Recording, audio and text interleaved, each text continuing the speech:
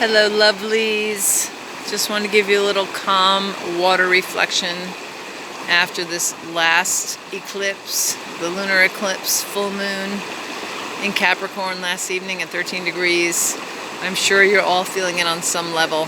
It's been super intense and it's really necessary for self-care because the eclipse fell in Capricorn, but the opposite, where the sun is in Cancer. It's about nurturing yourself, self-care, the home, your security. Where do you really feel comfortable? That's the whole thing. What energetics that surround you, the people, the environment that really make you feel safe and secure and loved and nurtured.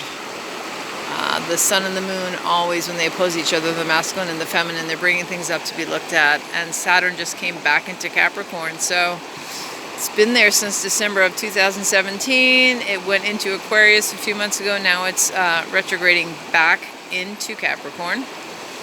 Pluto and Jupiter are also there, so it's bringing up things to be looked at. You know, we're really laying the foundation for the next 30 years of our lives.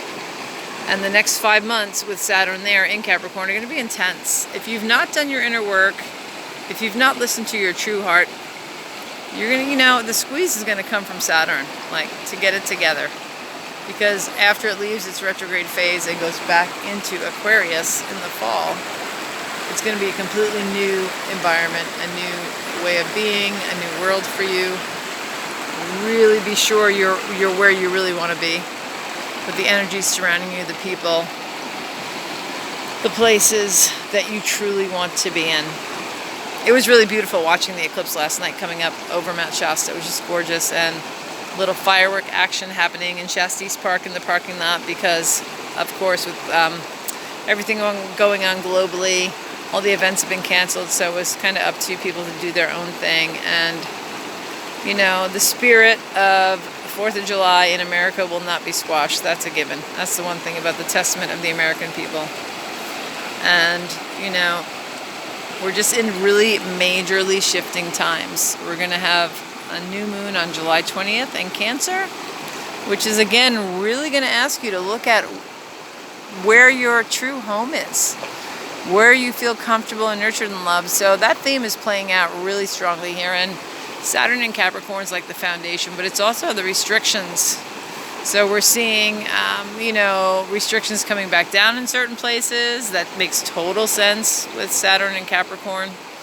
People being locked in place instead of being able to travel freely on the planet as they would normally do and as they would like to do. We have the North Node in Gemini. That's more local travel than global travel. It's going to be there for the next, we're in July, like 16 months. It's an 18-month thing, And the South Node in Sagittarius. The illusion of the beliefs that we've held onto for lifetimes that no longer are valid. The gurus that you followed, the belief systems that are outdated and worn out, the patterning that has to be released. Like, it's really important to know your own chart. The accurate birth time is important because the rising sign, the sign that was coming up over the horizon when you were born, changes a degree every 4 minutes. So accurate time is really, really, really crucial.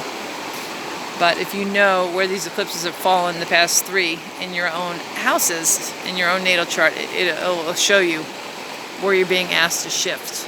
For me personally, it's again in my 3rd house of communication. And for the past 2 years or so, I've been, speaking from my heart and now not allowing myself to be restricted anymore. This is me. Take it or leave it. You like it or you don't. But I won't be silenced anymore. And it was more me silencing myself, trying to keep peace, but that's not going to happen because I am who I am, and I will say what needs to be said because my soul is always growing, ever evolving, and it's like this water that's flowing.